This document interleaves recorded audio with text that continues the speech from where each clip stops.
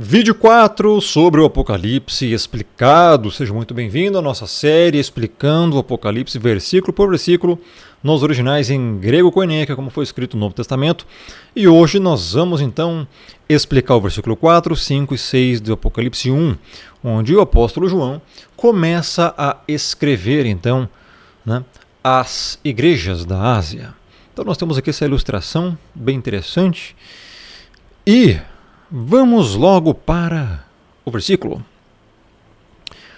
Diz assim: João, às 7 igrejas que se encontram na Ásia, graça e paz a vós outros, da parte daquele que é, que era e que há de vir, da parte dos 7 espíritos que se acham diante do seu trono, e da parte de Jesus Cristo, a fiel testemunha, o primogênito dos mortos e o soberano dos reis da terra, aquele que nos ama e, pelo seu sangue, nos libertou dos nossos pecados e nos constituiu reino, sacerdotes para o seu Deus e Pai. A ele a glória e o domínio pelos séculos dos séculos. Amém. O texto no original é assim: Ioannes tis epta ecclesias tis entiasia, charis imin kerene, apohon kehoen kehoerhomenos, ke apoton epta pneumaton, a enopion tu thronu atu. Verso 5. Que apo Iesu Christu, ho martus, ho pistos, ho prototokos, ton necron, ke o archon ton basileon, tis gis. To agapante imas que luceti, imas ekton amartionemon, ento aimati atu. Verso 6. Que poisen emas basilian, iris tu teo que patria tu ato, redoxa que tu kratos, istus aionas, amém. E em algumas partes vai trazer aionas tu neonon, amém. Mas como aqui está só aionas, eu vou dizer só aionas, tá? Existem outras partes de outras bíblias que vai trazer aionas tu neonon, né? Então, a gente vê que essa passagem nós vamos então hoje ler abordar, explicar três versículos, a partir do versículo 4, sobre isso. Vamos lá. João, então, confirmando aqui mais uma vez a autoria identificada. João, às 7 igrejas, quando existe a com crase, é a mesma coisa que para as 7 igrejas. 7 aqui é um número que indica completude. No livro do Apocalipse você vai encontrar 7 selos, 7 trombetas, 7 taças, 7 igrejas. É um número bem marcante no livro, que compreende aqui em simbologia também trazer uma alusão à completude total dos salvos. Tá? Ou seja, 7 igrejas. Como assim 7 igrejas? Lá na Ásia existia uma estrada, e nessa estrada haviam essas 7 cidades aqui. Tá? E essas cidades, Éfeso, Esmirna, Pérgamo, Tiatira, Sardes, Filadélfia e Laodiceia, estavam numa mesma estrada, que fazia uma estrada. É interessante que esses lugares, nessas cidades, foi evangelizado, foi pregado evangelho aqui. Antes de João já mandar enviar essas cartas, né? Paulo aqui também evangelizou muito. Então, é por isso que no livro do Apocalipse é feita essa revelação, e João então escreve a essas 7 igrejas, que na verdade você tem que entender que uma coisa, a palavra igreja, no original aqui em grego, é ecclesias, está aqui, né? Aqui tem uma pequena forma flexionada, né? Mas é ecclesias, tá? Significa chamados para fora, é uma junção de duas palavras gregas, ek eclesias, chamados para fora. Chamados para fora justamente do sistema religioso daquela época, que limitava um pouco o entendimento. Após o Messias vir, ampliou-se o entendimento, a graça, os evangelhos, e muitos daquela época tinham apenas a Taná, né? E a Torá, enfim, etc.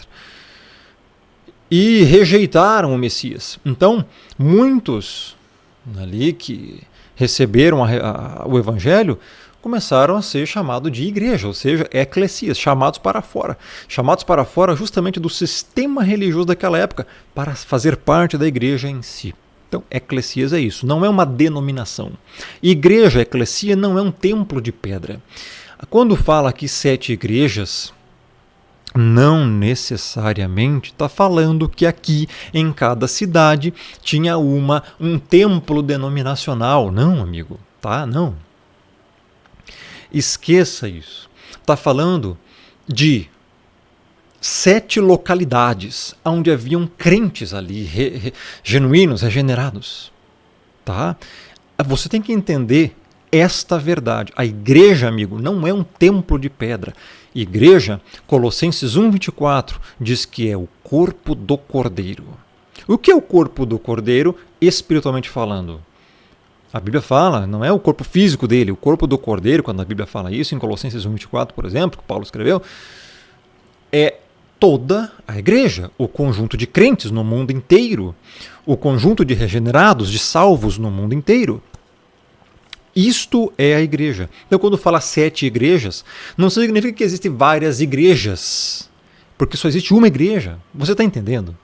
Mas aqui são 7 localidades onde a igreja estava espalhada nessas localidades. Por isso que vai trazer ali no plural eclesias. Compreendeu? Então é muito simples de entender. Agora, se você aqui é uma pessoa totalmente religiosa, farisaica, fanática religiosa, que vai defender o seu templo denominacional, não vou nem gastar saliva com isso. Que se encontram na Ásia. A ilustração que eu já mostrei aqui. Graça e paz a vós outros. Por que graça e paz?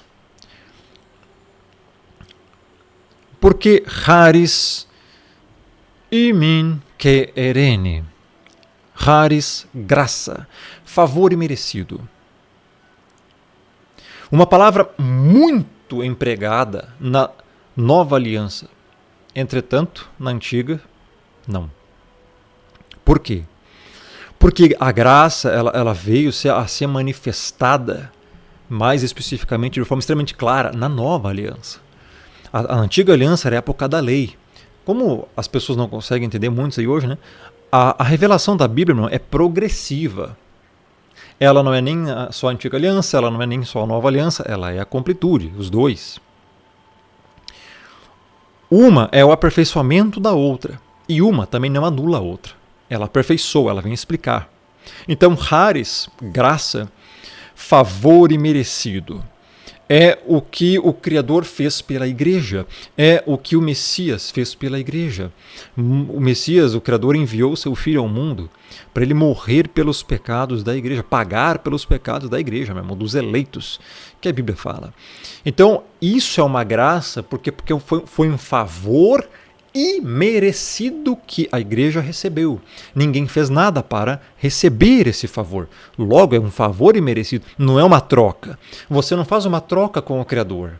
Você não faz algo primeiro para depois você receber algum presente. Não existe isso. Isso não é evangelho. Isso seria meritocracia. Evangelho é graça. Graça e paz.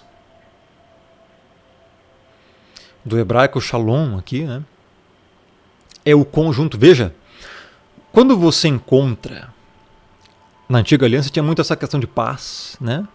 Na lei era paz, era o cumprimento específico, geral. Vem a nova aliança, meu irmão, graça e paz.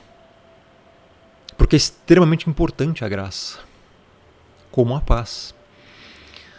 Então, graça e paz aqui se tornou uma espécie de cumprimento. A vós outros. Vós outros quem? A igreja. os crentes regenerados que estavam naquelas localidades. Veja, meu irmão, o Evangelho não é para todos. Essas cartas, naquela época, não foram endereçadas a um outro lugar, senão aquela região apenas ali da Ásia. Para você ver como o Criador ele é seleto. O Criador não é o que você acha que ele é. Por que ele não mandou João escrever para o mundo inteiro? Não, para a Ásia. É dali que eu quero, no início. Vós outros. Não é todo mundo, não. Começa por aí, meu irmão. Você consegue compreender o Evangelho? Sim. O Criador, ele não escolhe todo mundo. Bem-vindo à realidade. Da parte daquele que é, que era e que há de vir. O Criador, meu irmão, é o eterno.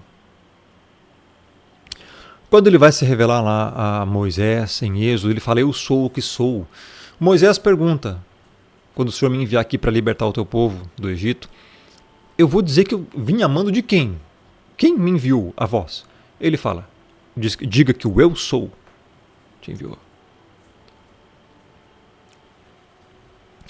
Ele é, meu irmão. Então é por isso que o João já começa aqui, ó, da parte de quem? Do machismo? De gnose? De reveladura? Não. Inspirado divinamente, da parte daquele que é, que era e que há de vir. Simbolizando os três períodos temporais, né? Vamos dizer assim. Ele é autoexistente, eterno, era antes da criação do mundo e há de vir. Não é que ele será, a Bíblia não trata que ele será, porque ele sempre é. O Criador é, meu irmão. Ele há de vir. Ou seja, aqui já está dando a característica e qualidade de que ele vai voltar. Sim, isso aqui aparece no livro do Apocalipse, tá? Principalmente nos últimos capítulos, que nós vamos chegar lá com o tempo, e também uma partezinha em Apocalipse 6. Então vai vendo, já deixa o joinha, já deixa o like, já compartilha, já se inscreva, já ativa o sininho para você não perder esses vídeos. O Criador, meu irmão, é soberano. Da parte dos 7 espíritos que se acham diante do seu trono. Essa parte aqui é uma parte bem difícil de se entender, porque como assim, cara? Da parte dos 7 espíritos, então tem 7 espíritos que se acham diante do seu trono. Então existe um trono no céu, que é o Pai está sentado lá, e tem 7 espíritos que estão adiante do seu trono.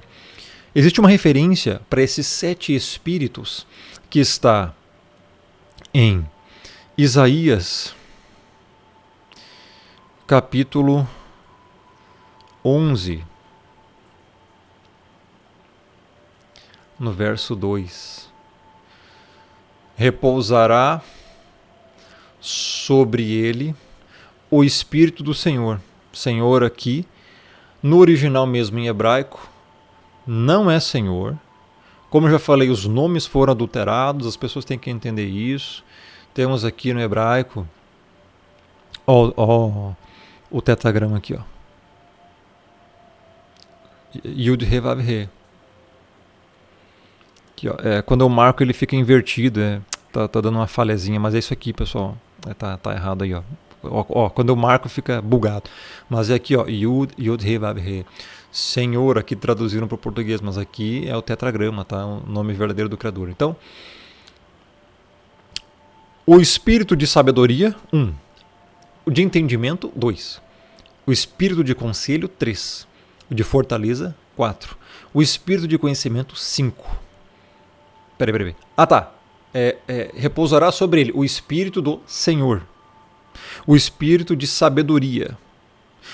O espírito de entendimento, 3. O espírito de conselho, 4. O espírito de fortaleza, 5. O espírito de conhecimento, 6. E o espírito de temor do Senhor, 7. 7 espíritos. Então encontramos essa referência de 7 espíritos aqui em Isaías 11, 2. Não sei se trata dos mesmos.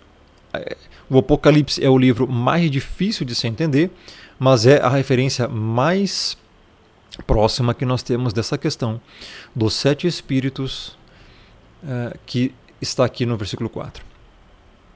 Tá. Sim, meu irmão, tem muitas coisas no céu que você não faz ideia. Verso 5. E da parte de Jesus Cristo, então, a fiel testemunha. A palavra testemunha nós já abordamos no vídeo passado. O primogênito dos mortos, também já falamos no vídeo passado o que é. E o soberano dos reis da terra. Sim, meu irmão, soberano, um atributo que as pessoas rejeitam, meu irmão. Ele é soberano, ele controla as coisas. Nada acontece sem a permissão dele ou vontade decretiva. Tá?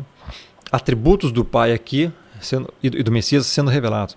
Aquele que nos ama e pelo seu sangue nos libertou dos nossos pecados. Está falando do Messias aqui. Porque quem derramou o sangue foi o Messias. E as pessoas não entendem muito bem o que é isso. Meu irmão, a Bíblia diz que nós já nascemos condenados. Romanos 3, 23, todos pecaram. Romanos 6, 23, o salário do pecado é a morte. E Hebreus 2:2 vai dizer que toda transgressão e desobediência merece justo castigo. É justo nós sermos condenados, nós desobedecemos a lei, nós pecamos contra o Criador, nós desobedecemos os mandamentos, pecamos.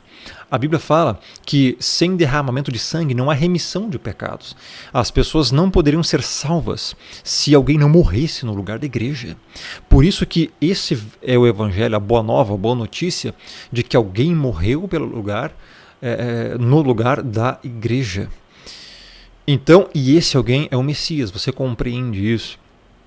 Por isso que aqui fala, olha só, aquele que nos ama, ele fez esse sacrifício por amor. Aqui no original, como eu já li antes, vem da raiz agape, que significa amor sacrificial, amor que a pessoa se entrega, conforme diz lá em Efésios 5:1, que ele se entregou a si mesmo por nós como sacrifício em aroma suave ao Criador. Então, amar é entregar-se, por isso ele se entregou. Esse é o verdadeiro amor, irmão, você dar a vida por alguém. E pelo seu sangue nos libertou dos nossos pecados. Veja, quando ele fala que nos libertou dos nossos, são pronomes possessivos. Não indica que é toda a humanidade, meu irmão. Isso aqui eu já tratei sobre assuntos, sobre esse tema, na série sobre salvação, doutrinas salvíficas. Tá? Veja, por quê? Porque ele nos libertou. Aqui quando fala nos, é quem, meu irmão? Veja o contexto. Veja o contexto. Essas cartas eram para as igrejas. E igrejas. Igreja não é ímpio, não. Amigo, igreja não é ímpio. O sacrifício não foi por ímpios que serão condenados. Foi para eleitos que serão salvos. E por isso que o sacrifício foi por eles.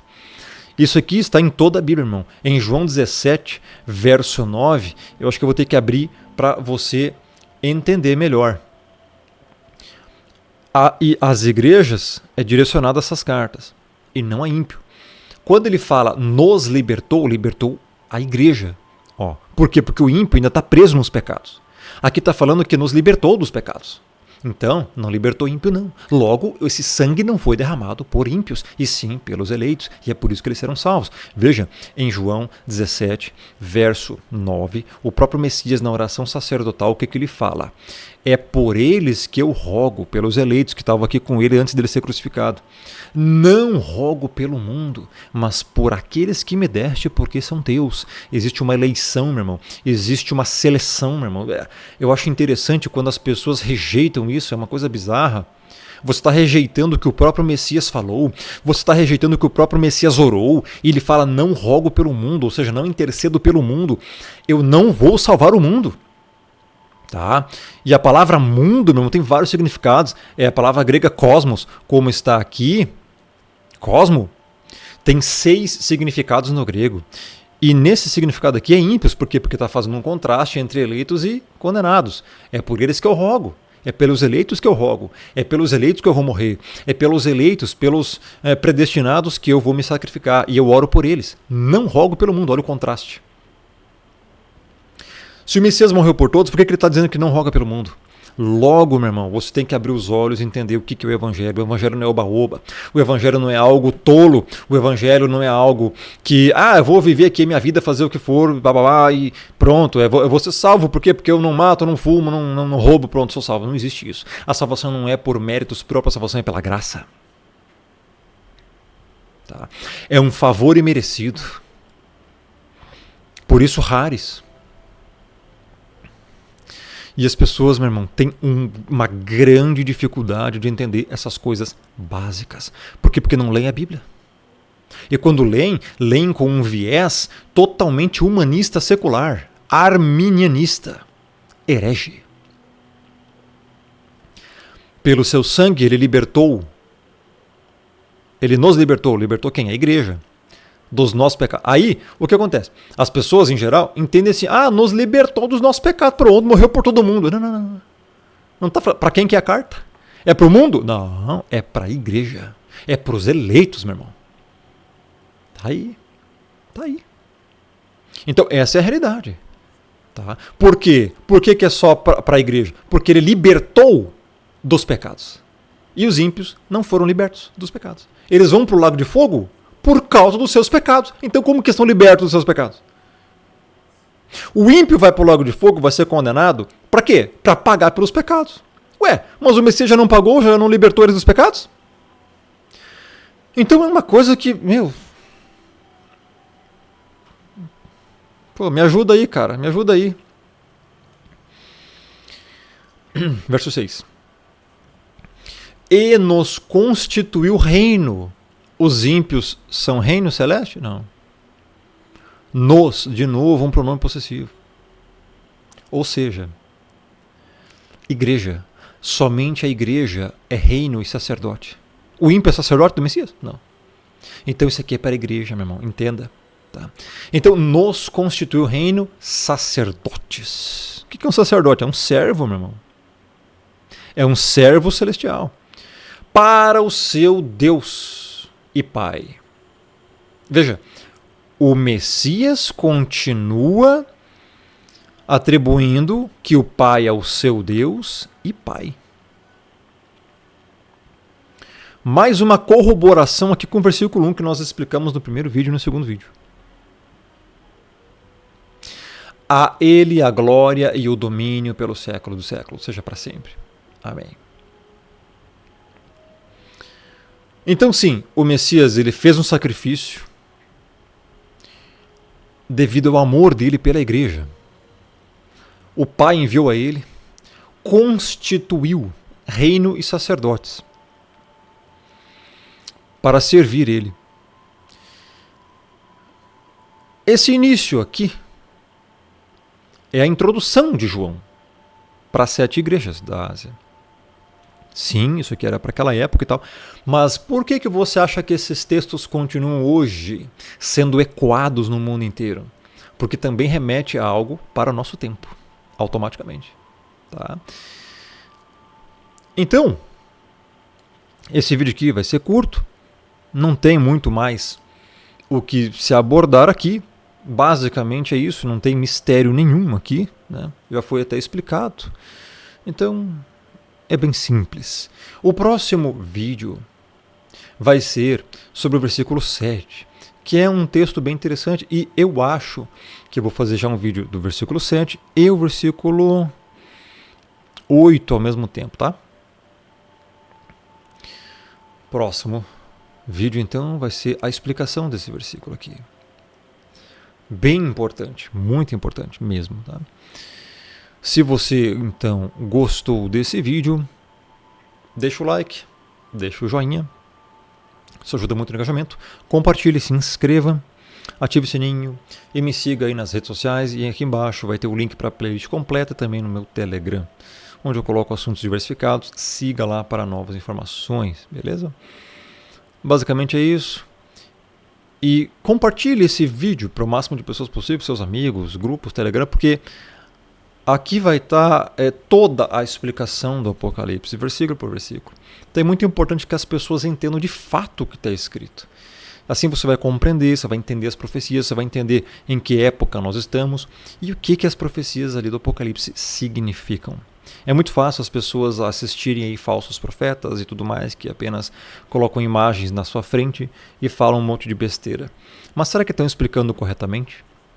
Eis a questão. É isso. Um grande abraço. Até a próxima, se o Criador assim quiser. E o Pai os abençoe.